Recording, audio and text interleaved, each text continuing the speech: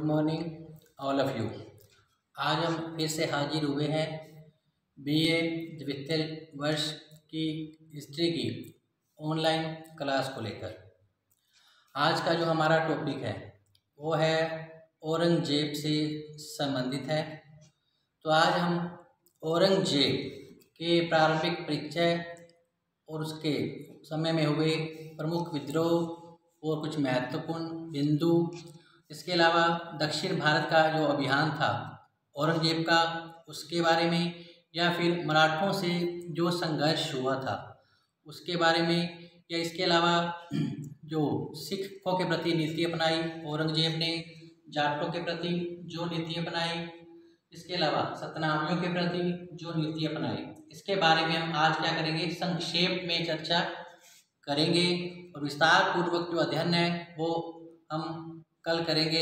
औरंगजेब की धार्मिक नीति की विवेचना और इसके क्या परिणाम रहे थे, इसके बारे में चर्चा हम कल करेंगे।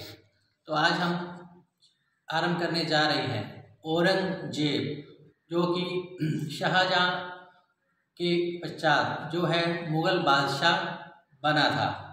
तो शाहजहां जब बीमार पड़ा था तो उस समय क्या हुआ था, तो शाहजहां के बीमार पड़ने पर शाहजहां के पुत्रों में क्या हुआ, एक उत्तराधिकार युद्ध लड़ा गया था। तो उत्तराधिकार युद्ध है वो शाहजहां के पुत्रों में लड़ा गया था।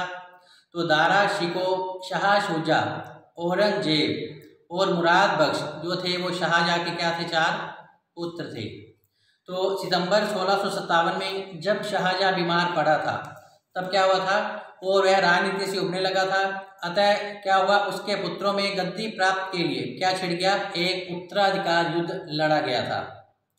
तो इसमें औरंगजेब क्या है, अंत में विजयी रहता है और देवराय के युद्ध में अपने भाई को पराजित कर क्या होता है, मुगल बादशाह बन जाता है।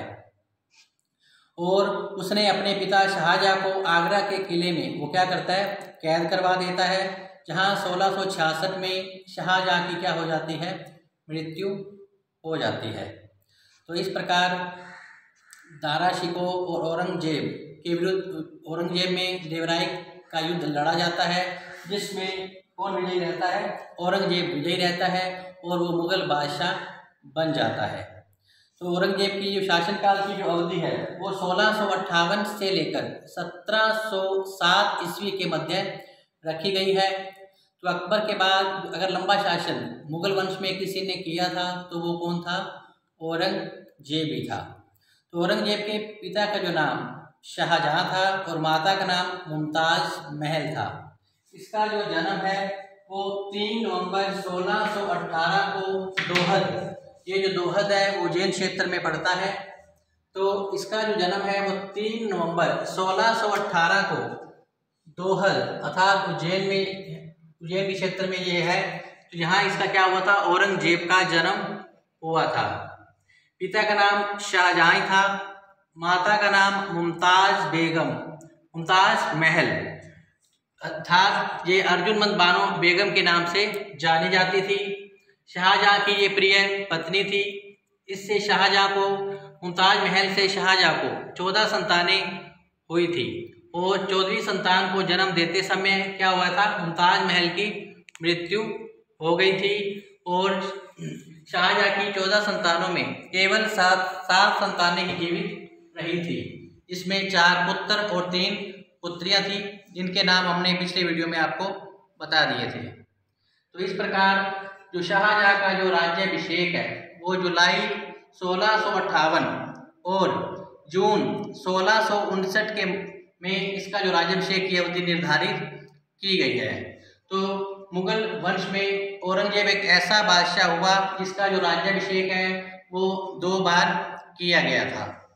अर्थात प्रथम जो राज्याभिषेक है वो जुलाई 1658 में हुआ था, जब उसने धर्मत और सामोगढ़ के युद्ध में दारा को पराजित कर दिया था। इसके पश्चात दारा ने पुनः विद्रोह का झंडा खड़ा कर दिया था और फिर देवराय के युद्ध में भी औरंगजेब क्या करता है, दारा को पराजित कर देता है और मुगल वंश का वो क्या बनता है, बादशाह बन जाता है। तो प्रथम वो अपना राज्याभिषेक धर्मत और सामूगढ़ के युद्ध के बाद जुलाई 1658 में करवाता है, और दूसरा राज्याभिषेक वो जून 1659 में अर्थात देवराई के युद्ध में विजय होने पर जो औरंगजेब है अपना राज्याभिषेक करवाता है, और दिल्ली और आगरा का क्या बन जाता है, स्वामी बादशाह बन जाता है। तो इस प्रकार गद्दी पर बैठते ही उसने एक उपाधि धारण की थी। वो उपाधि ये थी, औरंगजेब ने अबुल मुजफ्फर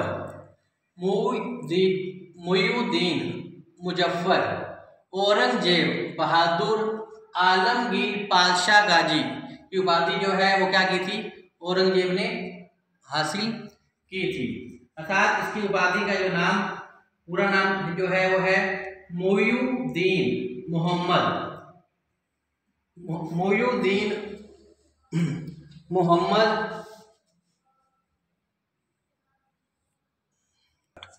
इस प्रकार जो औरंगजेब ने गद्दी पर बैठने के पश्चात क्या किया था, अबुल मुजफ्फर मुइनुद्दीन मुजफ्फर औरंगजेब बहादुर आलमगीर पातशाह गाजी की जो उपाधि इसने क्या की, धारण की, और मुगल सम्राट बन गया था। तो औरंगजेब को आलमगीर के नाम से भी जाना जाता है। तो कंपटीशन एग्जाम में अक्सर ये उपाधि पूछी भी जाती है। तो इस प्रकार जो औरंगजेब है अबुल मुजफ्फर मुइनुद्दीन मुजफ्फर औरंगजेब बहादुर आलमगीर पातशाह गाजी की उपाधि से यह क्या बनता है, मुगल सम्राट बनता है। तो इसके जो औरंगजेब, इनके गुरु का जो नाम था वो था मीर मोहम्मद हकीम। औरंगजेब के गुरु का नाम मीर मोहम्मद हकीम था। जो औरंगजेब की मृत्यु है वो 1707 ईस्वी में हो जाती है, और दौलताबाद के पास जेम उल हक की मजार के पास क्या किया जाता है, औरंगजेब को दफनाया जाता है। तो ये है औरंगजेब का प्रारंभिक परिचय। जन्म जो है 3 नवंबर 1618 दोहद अर्थात उज्जैन के क्षेत्र में, पिता शाहजहां और माता का नाम मुमताज महल अर्थात अर्जुमंद बानो बेगम। राज्याभिषेक इसका 2 बार हुआ था औरंगजेब का। इससे पूर्व अकबर का भी जो राज्याभिषेक है वो 2 बार किया गया था। तो औरंगजेब का राज्याभिषेक प्रथम बार जुलाई 1658 में धर्मत और सामूगढ़ के युद्ध के पश्चात किया गया था, और दूसरा राज्याभिषेक जून 1659 में देवराई के युद्ध के पश्चात हुआ था, जब औरंगजेब ने दारा को पराजित कर दिया था और मुगल सिंहासन पर अधिकार कर लिया था, और गद्दी पर बैठते ही वह अबुल मुजफ्फर मुइनुद्दीन मुजफ्फर औरंगजेब बहादुर आलमगीर पातशाह गाजी की उपाधि के साथ ये मुगल सम्राट बन जाता है। गुरु का नाम मीर मोहम्मद हकीम था, और मृत्यु 1707 में इसकी हो जाती है। दौलताबाद के पास क्या होता है, जेम उल हक की मजार के पास क्या होता है, औरंगजेब को दफनाया जाता है। ये था औरंगजेब का प्रारंभिक परिचय। इसकी जो शासन अवधि रही थी वो थी 1658 से लेकर 1707 ईस्वी। इसके बाद आइए अब हम चलते हैं औरंगजेब के संबंध में कुछ महत्वपूर्ण बिंदुओं पर। तो औरंगजेब जैसा कि एक कट्टर सुन्नी मुसलमान था, तो ये कट्टर सुन्नी मुसलमान था, अतः यह इस्लाम धर्म के अनुसार अर्थात शरीयत के अनुसार इस शासन का संचालन करना क्या मानता था, अपना मुख्य कर्तव्य मानता था। इसने 1665 में क्या किया, मंदिरों को तोड़ने का इसने क्या दे दिया था, आदेश दे दिया था। अर्थात औरंगजेब की जो धार्मिक नीति थी वो कट्टर थी। साथ औरंगजेब एक कट्टरवादी मुस्लिम था, जिसने हिंदुओं के अनेक मंदिरों को तुड़वाया, उसकी जगह मस्जिदों का निर्माण करवाया, और इसने ब्राह्मणों को भी जिंदा जलवा दिया था।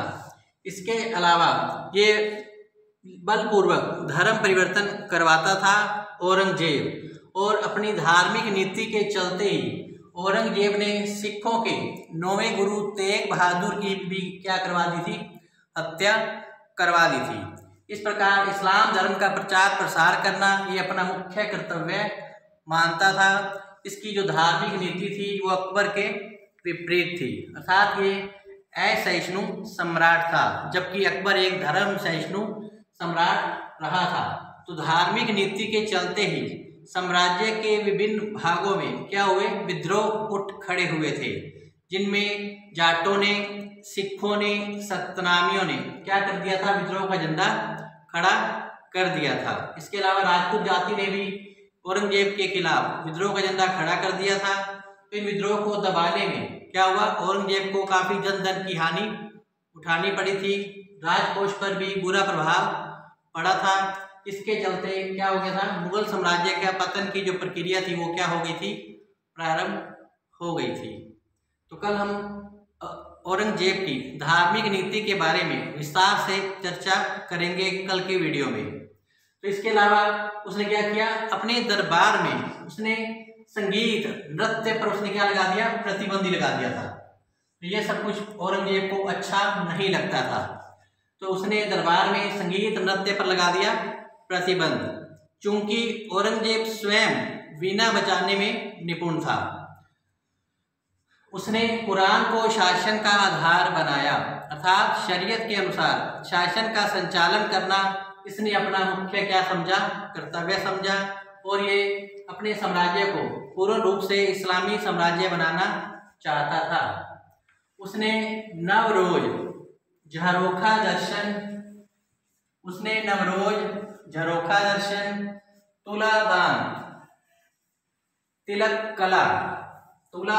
तिलक कला, सिक्कों पर कलमा खुदवाना, सिजदा और पेबोस के नियम, दरबार में होली खेलना, दीपावली मनाना, और इसके अलावा वेश्यालयों पर भी लगा दिया इसने प्रतिबंध, और हिंदुओं पर जजिया कर उसने उन्हें लगा दिया था।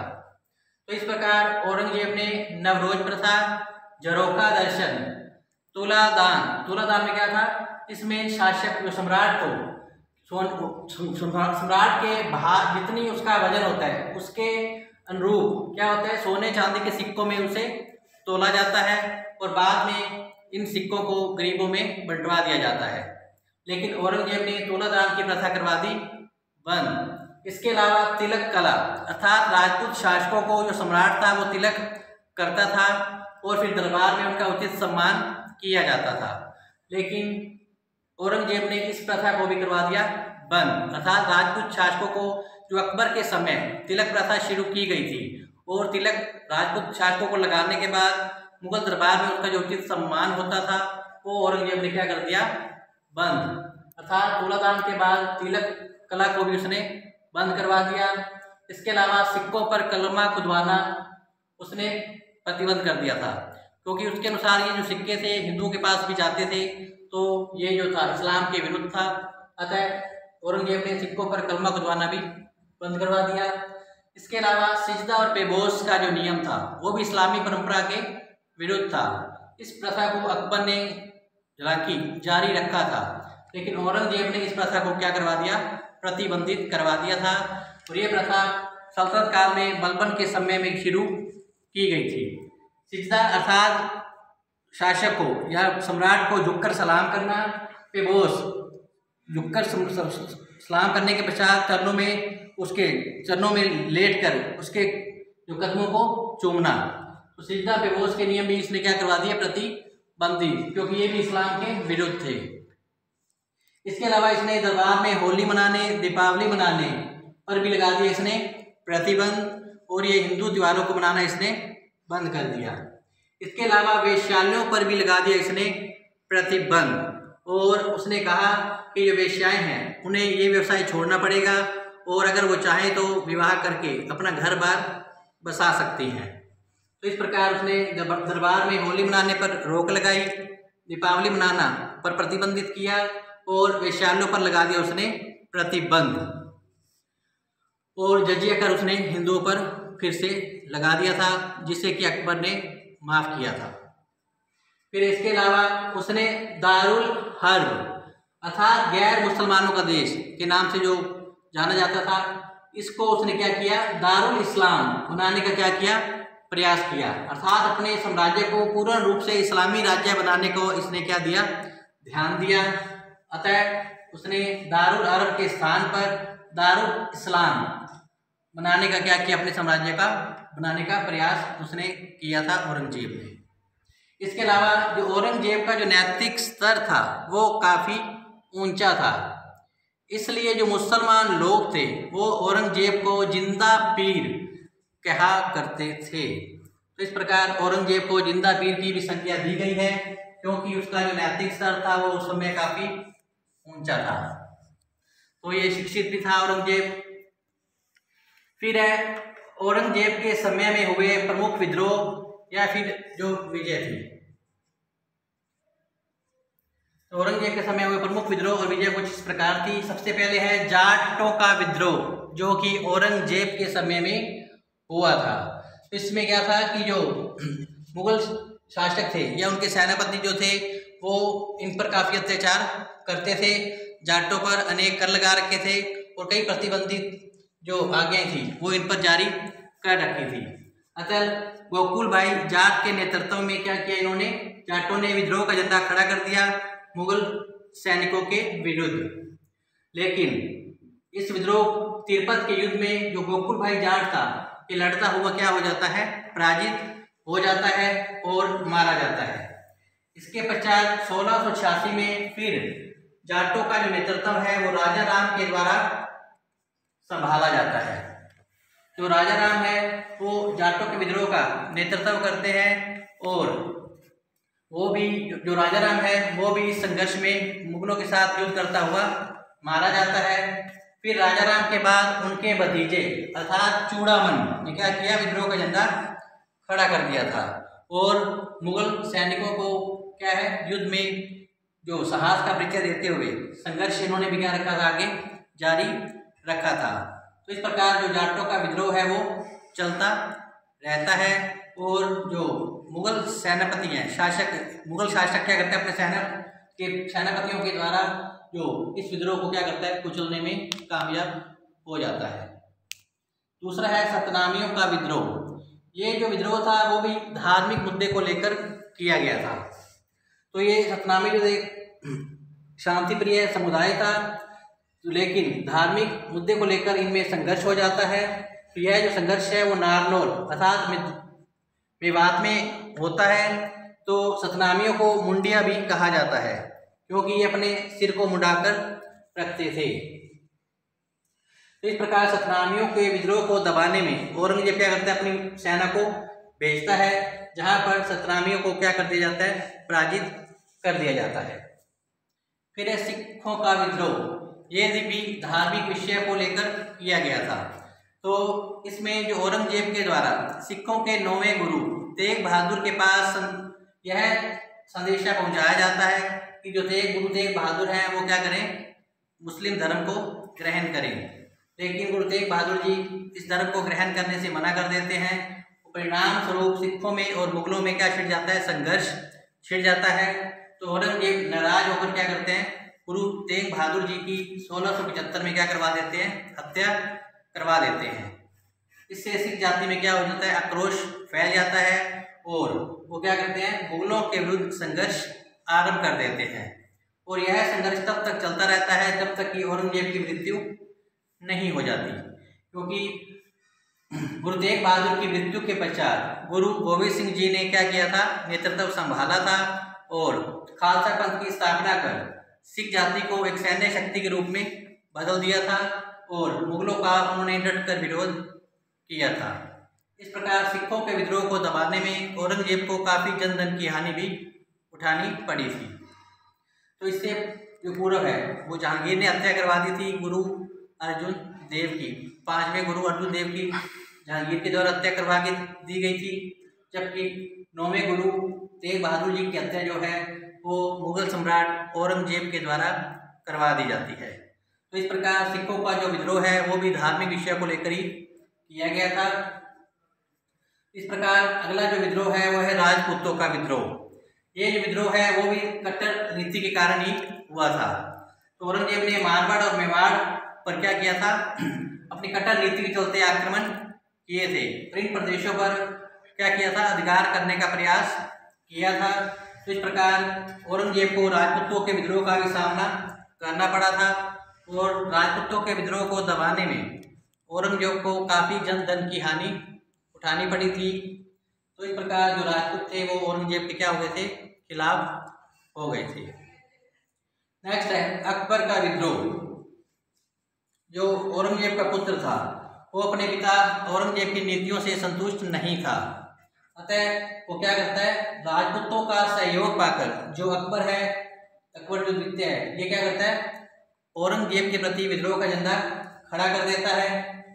प्रारंभ में जो अकबर है वो मेवाड़ और बाद में ये क्या है, जो अकबर मराठों की शरण में चला जाता है और इसके पश्चात वो फारस चला जाता है, जहाँ पर उसकी क्या हो जाती है, मृत्यु हो जाती है।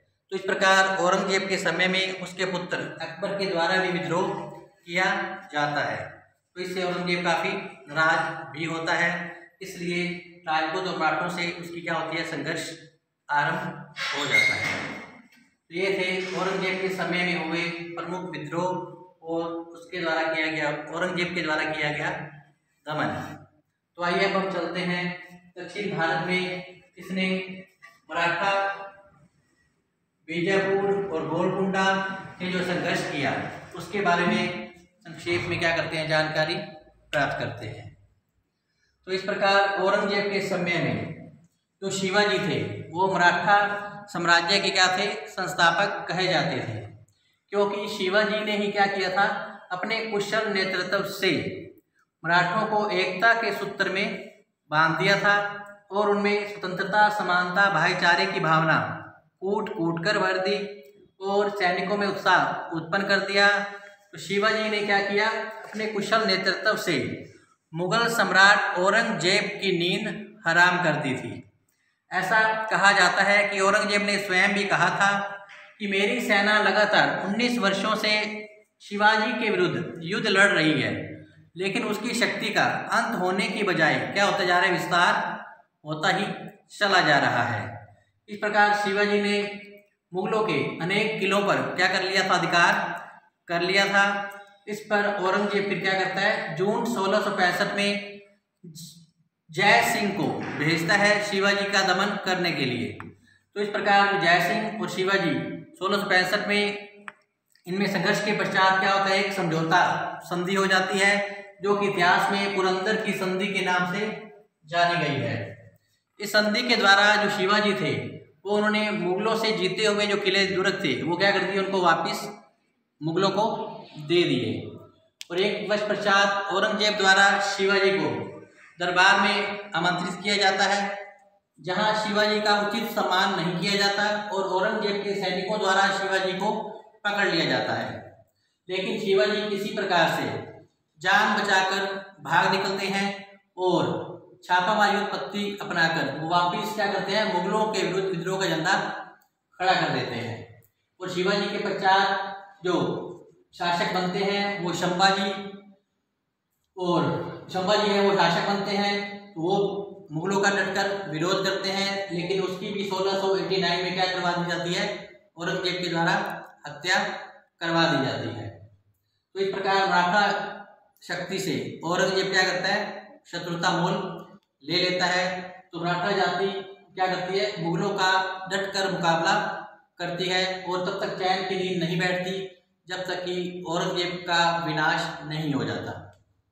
तो इस प्रकार मराठा से औरंगजेब ने शत्रुता मोल ली, जो कि उसके साम्राज्य के लिए काफी घातक सिद्ध हुई थी। इस प्रकार दक्षिण भारत का जो विजय अभियान है वो 1682 से आरंभ कर दिया गया था। तो जो औरंगजेब था वो अपने अंतिम दिनों में 25 वर्षों में जो औरंगजेब है वो दक्षिण भारत की विजय अभियान पर ही रहता है। इस दौरान उत्तरी भारत की राजनीति में हस्तक्षेप नहीं कर पाता, जिसके कारण उसकी जो शासन व्यवस्था है वो क्या होती है, बिखर जाती है, क्योंकि दक्षिण भारत में रहते हुए ही इसकी क्या हो जाती है, मृत्यु हो जाती है। शासक बनने से पहले भी जो औरंगजेब था वो दक्षिण का ही सूबेदार रहा था। तो दक्षिण भारत के अभियान के अंतर्गत इसने बीजापुर, गोलकुंडा और मराठों से क्या किया, संघर्ष किया था। तो इस प्रकार इनसे संघर्ष करने के दौरान औरंगजेब को काफी जन धन की हानि उठानी पड़ी थी। उसके अनेक योग्य सेनापति थे वो मारे गए थे, राजकोष खाली हो गया था, जिसके कारण जो मुगल साम्राज्य की पतन की प्रक्रिया थी वो क्या हो गई थी, आरंभ हो गई थी। और दक्षिण, वास्तव में सही बात तो यह थी कि दक्षिण भारत का जो अभियान था वो औरंगजेब के लिए कब्रिस्तान ही सिद्ध हुआ था। अर्थात दक्षिण भारत में ही रहते हुए औरंगजेब की क्या हो जाती है, 1707 में मृत्यु हो जाती है। तो इस प्रकार दक्षिण भारत जो है औरंगजेब का क्या होता है, कब्रिस्तान सिद्ध होता है। फिर जो औरंगजेब की पत्नी का नाम था वो था रजिया उद दौरानी। औरंगजेब की पत्नी का नाम रजिया उद दौरानी उर्फ दिलरास बानो बेगम था। दिलरास बानो बेगम था। जो औरंगजेब थे वो अपनी पत्नी से काफ़ी प्रेम करते थे और उनकी याद में उन्होंने क्या किया था, बीबी का मकबरा जो कि औरंगाबाद में बनाया गया है, बीबी का मकबरा औरंगाबाद में बनाया गया है। ये 1678 ईस्वी में बनवाया था मुगल सम्राट औरंगजेब ने। इस प्रकार शाहजहां ने अपनी प्रिय बेगम मुमताज की याद में आगरा में ताजमहल बनवाया था।